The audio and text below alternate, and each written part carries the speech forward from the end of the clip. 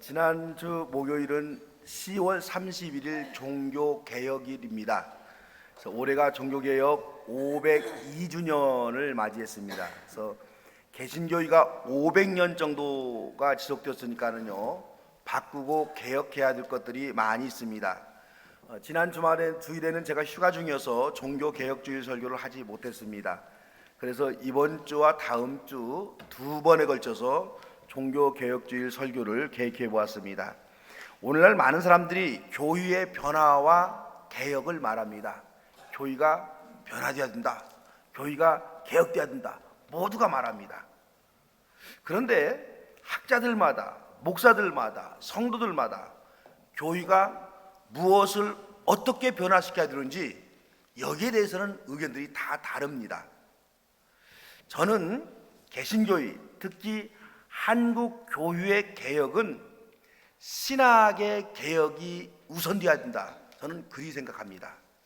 하나님을 이해하는 방법, 성경을 이해하는 방법이 근본적으로 좀 변화되어야 교회가 변화되고 신앙이 개혁된다, 이렇게 봅니다. 화면을 한번 좀 보시기 바랍니다. 화면을 좀 제가 할 수 있도록 여기서 조정할 수 있도록 넣어주세요.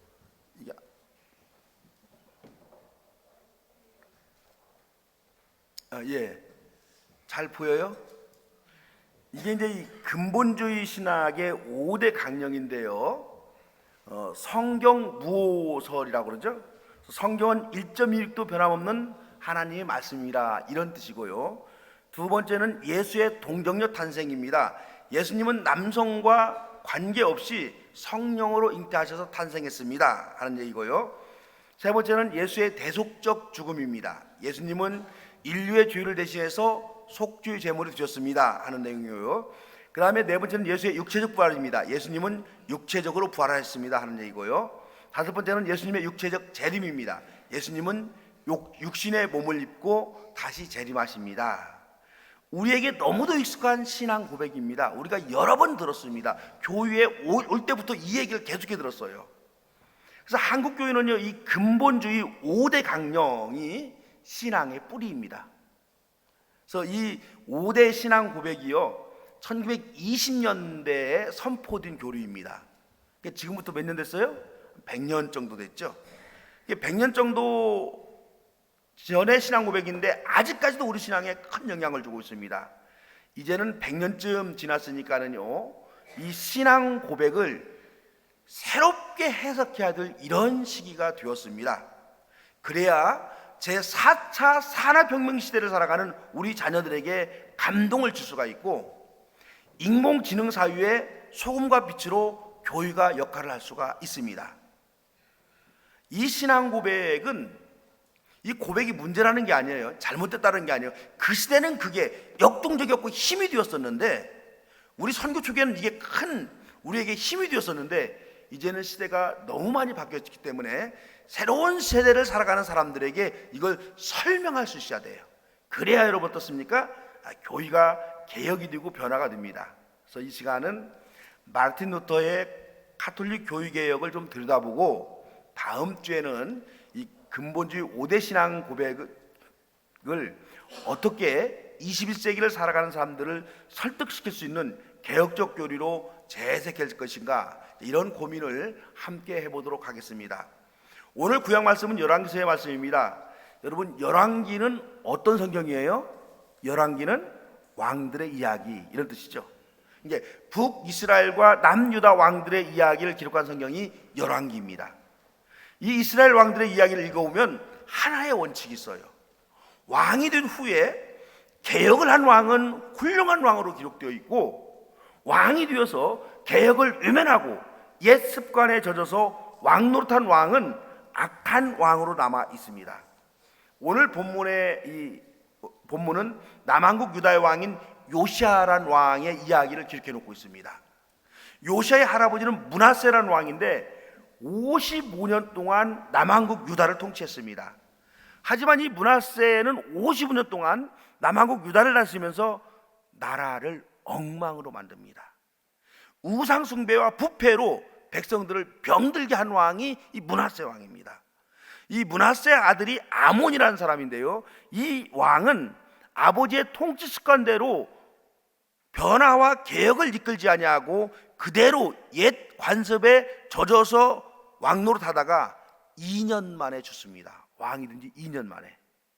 이제 이 아몬의 아들인 요시야, 그러니까 므낫세 왕의 손자인 요시야가 8살 나이로 왕으로 등극합니다. 요시야가 왕이 된 지 18년이 지난 후부터 나라의 관습과 낡은 전통을 과감히 개혁합니다. 그것이 오늘 본문의 이야기입니다. 먼저 요시야는 성전을 개혁합니다. 예나 지금이나 성전에서 돈과 관련된 비리가 참 많이 있습니다. 요시야는 성전 재정이 바르게 쓰여지도록 과감하게 개혁합니다. 우리가 이 말을 참 기억하면 좋겠어요. 경제적 정의가 없는 정의는 위선이다. 경제적 정의가 없는 정의는 위선이다. 그래서 제가 이제 쉽게 말하죠.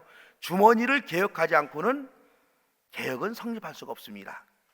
이 요시야 왕이 성전을 개혁하는 데 있어서 성전의 경제제도, 돈의 쓰임, 그 문제점을 먼저 개혁합니다. 그래서 이 개혁을 말하는 분들은 자신의 수입과 지출을 개혁적으로 하고 있는지 좀 성찰해 봐야 돼요. 두 번째는 이 말씀을 읽고 이 말씀을 새롭게 해석합니다. 할아버지 므낫세 시대부터는 읽지 않고 처박아 두었던 율법책, 이 율법책을 꺼내서 읽고 해석하고 백성들이 이 율법 정신을 가지고 살아가도록 독려합니다. 오늘날로 말하면 하나님의 말씀인 성경을 읽고 새롭게 해석해서 삶에 적용했다, 이런 말입니다. 사람은 여러분 본능적으로 사색하고 고민하고 깊게 생각하기를 싫어합니다. 신앙인도 한 번 받은 은혜의 말씀만을 붙잡고 평생 동안 그렇게 신앙생활을 하려는 경향이 여러분 있습니다. 저에게도 있고 여러분에게도 있고. 오랫동안 아니란 신앙생활에 익숙해지면은 그 영롱하게 빛났던 신앙이 어느덧 미신적 신앙이 되어버립니다. 그래서 여러분, 우리의 신앙도 늘 말씀으로 새롭게 변화하려고 씨름해야 청순하고 맑은 신앙을 유지할 수가 있습니다. 세 번째는 이게 좀 기겁할 일인데요, 성전에서 활동하는 남창들을 모두 없애버립니다. 고대부터 지금까지 여자는 물론 남자까지도 성을 팔아서 먹고 사는 사람들이 있었습니다. 이스라엘의 더 큰 문제는 이런 창기들이 사람이 많이 모이는 성전에서도 기생하고 있었다는 점입니다. 하나님께 경배를 드리는 솔로몬 성전에 남자 창기들이 몸을 파는 장소가 있었다. 이게 여러분 기겁할 일이죠. 이런 일이 있었던 거예요. 므낫세 시대의 성전이 얼마나 타락했었는지를 알 수가 있습니다. 요시야는 이런 낡고 부패하고 혐오스러운 행위를 단절시켜버립니다. 네 번째는 우상에 사로잡힌 미신적 행위를 금지하는데요, 예루살렘에는 흰놈의 골짜기, 흰놈의 아들 골짜기라는 그 이름 불리는 산이 하나 있습니다. 그곳에서 사람들은 자신의 아들을 불태워서 몰렉이라는 신에게 갖다 바칩니다. 이 무서운 종교가 고대 중동 지역에 실제로 여러분 있었습니다. 이 참 기맥힐지거든. 그래서 여러분 창세기에 보면은 아브라함이 이삭을 바치랬던 사건을 여러분이 기억할 것입니다. 기억나죠? 하나님은 사람을 실제로 불살라 바치는 행위를 거부하십니다. 대신에 양을 잡아서 속죄 제물로 드리라, 그렇게 말씀하십니다. 이삭을 제물로 드리려 했다는 이 아브라함의 이야기는요, 이스라엘은 고대 세계에 만연해 있는 인신 공양에 대해서 단호하게 거부한다, 이 점을 선언하는 이야기가 바로 아브라함이 이삭을 바치랬다 이야기입니다. 그런데도 아브라함의 신앙을 잃어버린 백성들이 사람을 제물로 드리는 인신 공양 관습이 이게 이 므낫세 시대까지 지속이 된 겁니다. 그래서 요시야는요, 사람을 제물로 드리는 미신적 종교 행위를 완전히 말살해 버립니다. 다섯 번째, 요시야는 오랫동안 잃어버린 민족의 절기인 유월절을 지킵니다. 모세와 여호수아 시대에는 유월절을 철저히 지켰습니다. 하지만 사사 시대부터 요시야 시대까지는요, 유월절이 제대로 지키지가 않습니다. 유월절은 이스라엘 민족의 해방절이며 동시에 건국절입니다. 유월절을 지키지 않았다는 것은 역사를 잃어버렸다, 이런 뜻입니다. 이스라엘 역사는 하나님과 더불어 살아온 역사입니다. 이스라엘 백성들이 유월절을 잃어버린 것은 하나님을 잃어버리고 살아왔다, 이 점을 증명한 겁니다. 요시아는 유월절을 지킴으로 인해서 이스라엘 역사를 다시 찾았고 다시 하나님과 더불어 힘차게 역사를 이어가겠다, 이런 결단을 했습니다. 이렇게 개혁을 시도한 요시아 왕은요, 이스라엘 역사에 큰 획을 그은 위대한 왕으로 성경은 기록해 놓고 있습니다. 요시아 왕에 대한 평가가 기록이 되어 있는데 한번 화면을 볼까요? 같이 한번 화면을 읽겠습니다. 이와 같이 마음을 다 기울이고 생명을 다하고 힘을 다 기울여 모세 율법을 지키며 주님께로 돌이킨 왕은 이전에도 없었고 그 뒤로도 다시 나타나지 않았다. 여러분, 대단한 칭찬이죠. 대단한 칭찬이죠. 하나님께 이런 평가를 받고 후대에게 이런 평가를 받았으면 이건 대단히 인생을 잘 산 왕입니다. 개혁이라고 하는 것은요, 힘들지만 결과는 하나님께 칭찬을 받고 역사에 기록되는 위대한 사역이 바로 변화이고 개혁입니다. 교회는 우리가 영적 이스라엘이다, 이렇게 해서 이스라엘의 많은 전통을 교회가 그대로 가져왔습니다. 교회를 향해서도 하나님은 맑은 영혼과 정결한 신앙을 유지하기 위해서 지속적으로 변화와 개혁을 요구합니다. 그래서 이 1517년 10월 31일 우리 개신교인들은 이 날을 잃어버려서는 안 됩니다. 우리 개신교의 생일날이기 때문입니다. 이제 가톨릭과 개신교의 역사에 있어서 잊을 수 없는 날입니다. 우리는 이 날을 항상 기억하고 이 시기에 어떤 일이 있었는지를 반복해서 들을 필요가 있습니다. 독일의 신부였던 마르틴 루터가 가톨릭 교회 제도에 문제가 있다고 지적한 교리는 크게 5가지입니다. 제가 한번 정리를 한번 해봤는데요. 보이죠? 먼저 구원론, 두 번째는 교황 무호설, 세 번째는 성례전, 네 번째는 사제직, 그리고 5번째 성경관입니다. 대체적으로 이렇게 정리가 되는데요, 이런 잘못된 교리에 대해서 루터는 종교 개혁의 5대 강령, 5대 개혁 신앙 고백을 내세웠습니다. 이게 이제 하루아침에 이렇게 정리된 건 아니고 해가면서 계속 정리가 되기 때문에 긴 시간 동안 정리가 된 것이고, 이렇게 얘기가 됩니다. 오직 예수, 오직 성경, 오직 은혜, 오직 믿음, 오직 주님께 영광, 이렇게 됩니다. 그래서 이 루터가 개혁의 필요성을 제기한 가톨릭 교리 5개를 루터가 주장한 개혁신앙 고백 5개와 연관성을 지어보았습니다. 제가 이건 신학교에서 배운 게 아니고 제가 한번 이렇게 설교하면서 이렇게 정리를 하면은 우리 교인들에게 좀 쉽게 다가갈 수 있지 않은가 해서 이렇게 정리를 한번 해봤어요. 이렇게 이제 도식으로입니다. 구원론에 관한 것은 오직 믿음, 오직 은혜로 구원받습니다. 교황무호설은 오직 예수님만이 무합니다, 이런 뜻이고, 성례전은 오직 은혜로 우리가 하나님의 은혜에 참여하게 됩니다, 이런 얘기고요. 사제직은 오직 사제에게 영광을 돌리는 것이 아니라 주님께 영광이다. 그리고 성경과는 오직 성경만이 하나님의 유일한 말씀입니다, 이런 뜻입니다. 첫째로는 이제 구원론에 대한 개혁에 조금 더 설명하도록 하겠습니다. 구원은 종교적 행위로 구원을 얻는 것이 아니라 예수 그리스도를 믿는 믿음으로 구원을 얻는다, 이런 주장입니다. 그 당시 가톨릭 교회는 구원을 얻기 위해서 금욕했고 수행했고 고행을 요구합니다. 루터도 이 구원에 동참하기 위해서 무릎으로 계단을 기어 오르고 내리면서 수행합니다. 무릎으로 계단 오른다, 이 얘기를 듣고 제가 한번 해보려고 했더니요, 한 계단도 못 올라가겠어요. 더 과간인 것은 뭐냐면 구원받기 위해서 면죄부 판매라는 헌금 방법을 고안해냅니다. 이 면죄부 판매의 부패성을 우리가 하도 들어서 새삼 설명할 필요가 없습니다.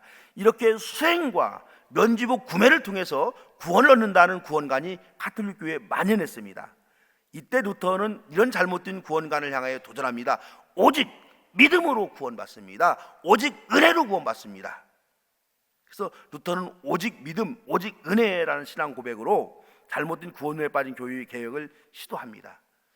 지금 미국 상원에서 예배를 인도하고 있는 리처드 헬버슨이라는 목사가 이런 유명한 말을 했더라고요. 교회는 그리스로 건너가서 철학이 되었고, 로마로 건너가서 제도가 되었고, 유럽으로 건너가서 문화가 되었고, 미국으로 건너와서 재벌이 되었다 이렇게 말했습니다. 그 이에 대해서 이 김재환이라는 한국 영화 감독이요, 교인은 한국으로 건너와서 대재벌이 되었습니다. 이게 덧붙였어요.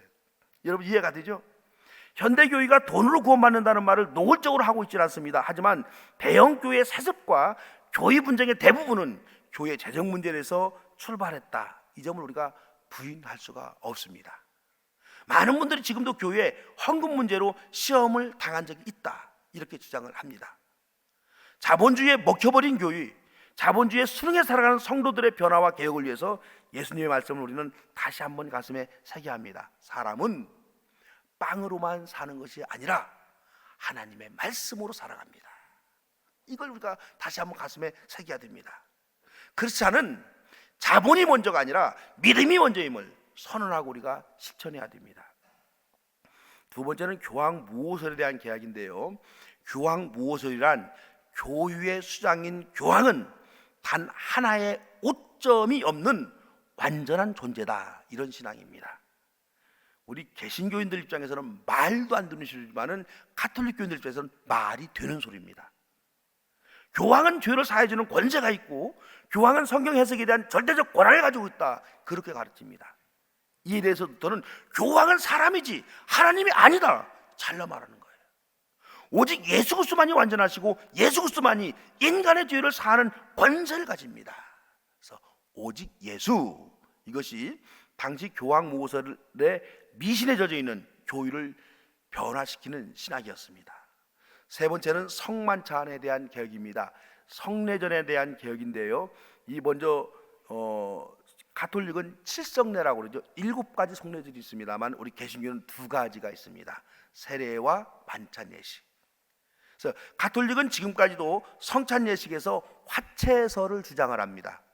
화채설은 성찬식에 사용되는 포도주는 진짜 예수님의 피요, 빵은 진짜 예수님의 살이다 하는 그런 신학입니다.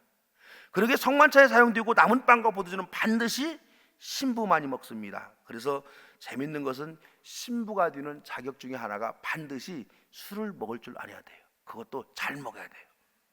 남은 포도를 다 먹어야 되니까. 하지만 루터는 성례전 때 사용되는 포도주와 빵은 단지 예수님의 피와 살을 기념할 뿐이다 라고 주장합니다. 빵은 빵이고 포도주는 포도주이며 성례전에 사용되는 포도주와 빵은 예수님의 거룩한 죽음을 기념하는 상징이다, 이렇게 루터가 말한 거죠. 그래서 포도주와 빵 자체가 능력 있는 것이 아니라 예수님의 고난과 죽음을 기억함으로써 성도들에게 주의 은혜가 임한다, 이런 말씀입니다. 여러분, 개신교에서는 기념과 상징을 근거로 성찬 예식을 거행합니다. 우리 교회 오늘 거행한 성찬식은 화채설에 근거한 예식이 아니라 기념설과 상징설에 근거한 예식입니다. 성찬식에 참여하면서 예수님이 나를 위해 십자가에 달렸음을 우리가 잊지 않고 기억하고 예수님이 나를 위해 죽으셔서 뼛속까지 간직하며 살아가자, 그런 의미에서 우리가 성찬식에 참여합니다. 오늘 여러분이 참여하는 성찬 예식은요, 진짜 예수님의 피와 살은 분명히 아닙니다. 하지만 이 빵과 포도주가 예수님의 살과 피를 상징하고 기념하는 빵과 포도주이기 때문에 우리가 성물이다, 그렇게 우리가 거룩하게 보아도 됩니다. 우리는 엄숙하고 경건하고 진실한 마음으로 이 성찬 예식에 참여하면 우리는 성찬 예식을 통해서 주님의 은혜를 충분히 경험합니다. 네 번째는 사제 제도에 대한 개혁입니다. 가톨릭 교회에서 사제는 성도들의 죄를 사해줄 권한을 받은 존재입니다. 그래서 사제는 평신도와 엄격하게 구분됩니다. 성도들은 사제들에게 자신의 죄를 고해성사합니다. 성도들의 고해성사를 다 들은 사제는 주님을 대신해서 용서를 선언합니다. 이렇게 성도들은 오직 사제들을 통해서만 주님 앞에 나아갈 수가 있습니다. 이런 사제 제도에 대해서 루터는 모든 사람은 예수 그리스도의 이름으로 사제로서의 자격을 가진다, 이렇게 주장한 거죠. 모든 성도들은 스스로 예수 그리스도의 이름으로 주님께 직접 자신의 잘못을 회개할 수 있는 고해 성사를 할 수 있다. 이게 여러분 우리가 잘 알고 있는 만인 사제직입니다. 그래서 여러분, 개신교에서는요, 엄격히 말하면 목사도 평신도입니다. 제발 여러분, 목사에게 신비성을 부여하지 마세요. 자꾸 여러분들이 신비성을 부여하니까 목사가 이렇게 목이 뻣뻣해지는 거예요.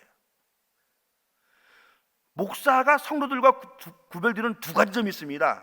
하나는 설교를 할 수 있는 직책이고, 또 하나는 성례전, 즉 세례와 성찬을 집행할 수 있는 직책입니다.